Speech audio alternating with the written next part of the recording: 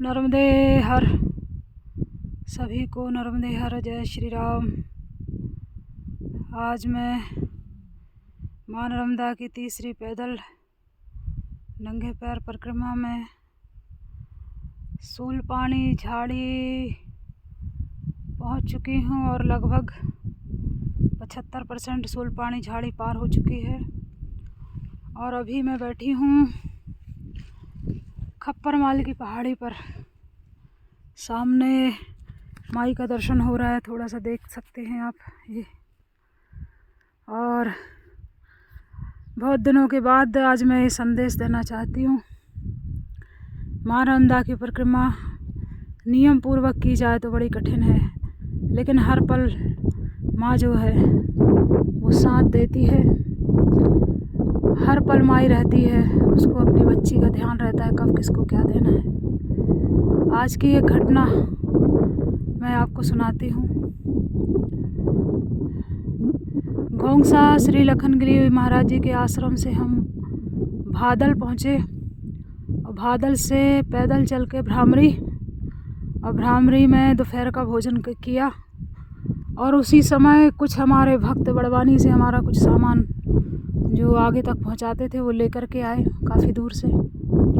और खप्परमाल की पहाड़ी आज पार करके पहुंचना था। तो क्या होता है कि उन्होंने कहा कि वहाँ संपर्क टूट जाएगा तो आप काम का सामान निकाल लें और बाकी गाड़ी में रख दें जो वापस चला जाएगा। थोड़ा सामान निकाल लिया, फिर भी काफ़ी सामान हो गया। आप देख सकते हो ये मेरा सामान पड़ा है, काफ़ी सामान हो गया। पूजन की थैली, कमंडल और एक बैग। और बोल तो दिया उन्होंने कि यहाँ से 6 किलोमीटर और आराम से निकल जाओगे। और ये घाटी देख रहे हो आप, ऐसी घाटी नीचे जहाँ ज़मीन स्तर है, ज़मीन स्तर से पहाड़ियाँ पूरी हम पार करके आ रहे हैं। और हमारे साथ में जो बाबा थे वो आगे निकल गए। 2 माता कन्याएं आई थी। हमारा बैग, बोली कि बैग हम रख लेते हैं और आपको खप्परमाल की पहाड़ी पर छोड़ देते हैं। तो काफ़ी 1 किलोमीटर दूर तक वो मेरे साथ चली और सामान भी ले जा रही थी, लेकिन मुझसे देखा नहीं गया। मैंने कहा इतनी छोटी बच्ची है, एक रही होगी 7 वर्ष की, एक रही होगी 10 वर्ष की। मैंने आधा सामान निकाल के उन्हीं को दान कर दिया, कुछ पैसे उनको दिए 200-200 रुपये, और प्रणाम करके उनको वापस भेज दिया। और मैं खुद सामान लेके आ रही हूँ। और अभी तक इतने दिनों में मैंने एक भी दिन सामान नहीं रखा, लेकिन माई की परीक्षा देखो कि आज माई ने मुझसे सामान भी रखवाया, एक पहाड़ी भी चढ़वाई। और माई ने यदि ऐसा किया है तो कुछ ना कुछ माई हमें यहाँ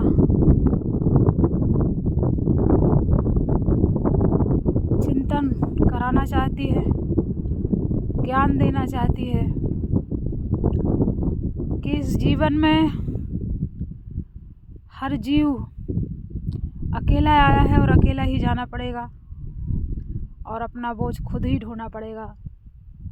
चाहे वह यात्रा या संसार सागर की हो, इस भाव सागर की हो, या फिर प्रभु से मिलन, से माई के मिलन की यात्रा हो। उसके लिए तन और मन से दुखी ना होकर उत्साहपूर्वक माँ के चरणों में अपना तन मन समर्पित करते हुए चलते रहना चाहिए, जिस तरीके से माँ चल रही है। और अभी मेरे कमंडल का जल भी ख़त्म हो गया है, जल भी नहीं है। माई से प्रार्थना की कि जल पिलाओ, लेकिन प्यास का बहुत आभास नहीं हो रहा है, क्योंकि यहाँ आप देख रहे हैं माई के दर्शन हो रहे हैं और हमें माई के दर्शन से ऊर्जा मिल रही है। चारों तरफ देखिए छोटी छोटी झोपड़ी हैं, लेकिन ना हम उन तक आ सकते हैं, ना वो हमारे तक आ सकते हैं। ये है सूलपानी की कठिन झाड़ियाँ, जहाँ पर माई परीक्षा लेती है। और आज परीक्षा भी कह सकते हैं, लेकिन मैं तो माई की कृपा समझती हूँ, क्योंकि मेरी अब कोई इच्छा है नहीं। माँ के दर्शन, माँ के चरणों के अलावा तो वो जैसे भी ले जाएगी, जहाँ भी ले जाएगी, अपने बच्चे की कुशल मंगल के लिए ही ले जाएगी। और आज बड़ा सबक भी माई ने दिया। अकेले में जब चल रहे थे, अपार पहाड़ियों का चलने का कष्ट और सामान का ढोने का कष्ट, किंतु माई के चरणों में माई की सुंदर मूर्त हृदय में विराजमान है। और मैं तो एक छोटी सी बच्ची हूँ, माई के चरणों से लिपटी हूँ। अब माई मुझे मंगर पे बैठा के ले जाती है, चाहे पहाड़ी से ले जाए, कल माई नाव से ले गई, कहीं से भी ले जाए। यहाँ पर इस 7 किलोमीटर की पहाड़ी चढ़ने के बाद में समझ में आया, माई ने संदेश दिया। माई ने कहा कि शरीर से भी ऊपर उठो, आत्म तत्व में स्थित हो जाओ। इस शरीर से भी मुक्त होना है जीते जी। और जब शरीर से ऊपर उठ जाते हैं, आत्म तत्व में स्थित हो जाते हैं, तो शरीर के जो कष्ट हैं, दैहिक दैविक भौतिक तापा, राम राज्य नहीं काहू व्यापा, वो उतने कष्टकारी नहीं होते हैं, क्योंकि हमारा मैन शरीर का जो तत्व है वो आत्मा है। आत्मा में माँ जुड़ा है, माँ विराजमान है। और जब माँ में मन और बुद्धि स्थित हो जाती है, तो समझ में नहीं आता कि हम चल रहे हैं कि धरती चल रही है या आत्मा यात्रा कर रही है। शरीर तो जहाँ का तहाँ है। और यही आज की सूलपानी झाड़ी का संदेश मिला है। बहुत अच्छा लग रहा है। कोई नहीं है दूर दूर तक, ना नेटवर्क है, ना भौतिक दुनिया है, केवल माँ है, भोले भाले लोग हैं, प्राकृतिक सौंदर्य है, जीवन की जीविका के लिए संघर्ष करते हुए आदिवासी हैं। लेकिन अद्भुत बात है कि इनके चेहरे पे अभी तक हमने कभी निराशा नहीं देखी, और ना ही इनके चेहरे पर कोई उदासी, कोई महत्वाकांक्षा। जो मिल गया उसी में प्रसन्न है। भजन गाते रहते हैं, अपने अपने क्षेत्रीय भाषा के गीत गा के मग्न रहते हैं। एक टॉफ़ी भी इनको दे दो तो लगता है कि इनको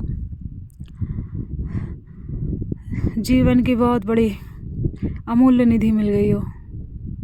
क्या भाव है। इसलिए तो माता जी की आरती में कहते हैं, सूलपानी झाड़ी में विराजत माँ यहाँ सचमुच में विराजमान है। देखिए कितना सुंदर दृश्य है, बहुत सुंदर। माँ यहाँ विराजमान है, अद्भुत। कुछ ना होते हुए भी सब कुछ है। इसीलिए कहते हैं कि दुनिया साथ छोड़े भी थी तो फर्क नहीं पड़ता, यदि माँ पास है तो सब पास है। और माँ तभी पास है जब विश्वास है, और विश्वास तभी आता है जब शरीर के अपबल, तपबल और बाहुबल और बुद्धिबल, सब बल को जब माँ चकनाचूर कर देती है, तब आत्म बल प्रकट होता है। और यही आत्म बल माँ से संपर्क कराता है, माँ से जोड़ता है। और जब माँ से जुड़ जाता है तो अपार शक्ति आपके पास में आ जाती है। फिर आपको अभाव नहीं होता है किसी भी चीज़ का, ना भूख, ना प्यास, ना नींद, ना खान पान। यही सूलपानी झाड़ी की असली परीक्षा है, परिक्रमा है माई की।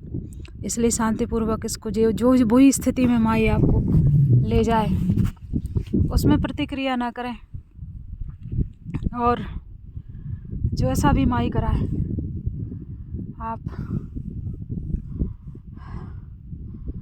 उसको स्वीकार करें, बिना कोई शिकायत के, बिना कोई शिकवे के, प्रसन्नतापूर्वक माँ की कृपा मानकर। और विश्वास मानिए, मारे बा ज़रूर कृपा करेंगी। कमंडल में जल हमारा चला गया है, प्यास बहुत तेज लगी है। अभी माँ पिलाएगी कहीं जल, मुझे विश्वास है थोड़ी देर बाद। देखिए जल भी नहीं बचा है हमारे कमंडल में। और अभी पिछले करीब 7 किलोमीटर से हम अकेले चल रहे हैं इस झाड़ी में, और मुझे आनंद आ रहा है। ऐसा नहीं लग रहा है कि मैं अकेली हूँ, माँ मेरे साथ है। किसी प्रकार का कोई भय नहीं है, किसी प्रकार का कोई हाँ।